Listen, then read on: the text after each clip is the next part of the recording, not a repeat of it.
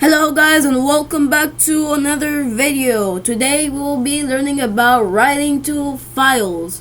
So remember when we had this file with more people, I could actually like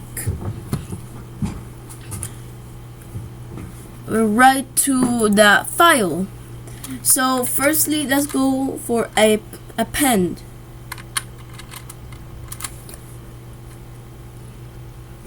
Append. So instead of this, then we could actually write person file the write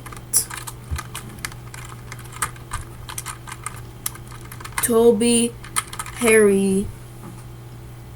So when we run it, you can see nothing happens.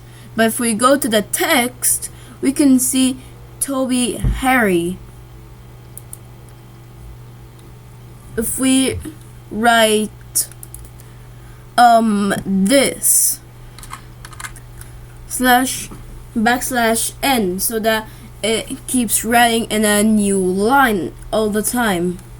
So for example, run, I'm going to issue this command run, and as you can see it right here, it actually does it. So let's run it again and then go back to that text file. Then it will actually write it in a whole new line again. Okay, now what if I did not want to append it? What if I wanted to write in the file, not append something to the file? And then when we run it, it's not going to write something randomly. It's actually going to override everything in that file and leave one thing, and that's what we try to write. So if we run it again, nothing actually happened. So let me put a few things in here and then run this program, and then what it does is going to change the whole file, and like it's going to remove everything in that file and add the selected word or sentence. But there is an advantage using write. So for example, if you use something else with a different name and then run it, it's not going to bring an error. It's actually going to make a text file and then write in it. And it basically has everything that the people.txt has. So let's just say I wanted to not like make a text file. I could actually make a JSON file. You will be learning about JSON in this series. Then I will teach you. But just a little tip: if you want to start using JSON, you need to do JSON, import JSON,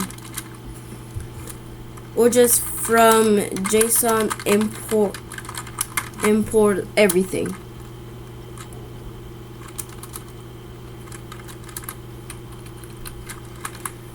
But anyways, now we have a JSON file with something that should not even exist in a JSON. So let me remove that. And last thing, guys, is that using the R+, you could actually write from it r plus a. Let's try r plus a. Now let's check text file. As you can see, nothing changed. So let's try Harry Toby, and then if we run it and check the company text file, now it is Harry Toby. And we could also use this to read from it. For example, print person file dot readable, and then it's going to send a true boolean. So that's pretty much it, guys. I hope I can see you in the next video, and goodbye.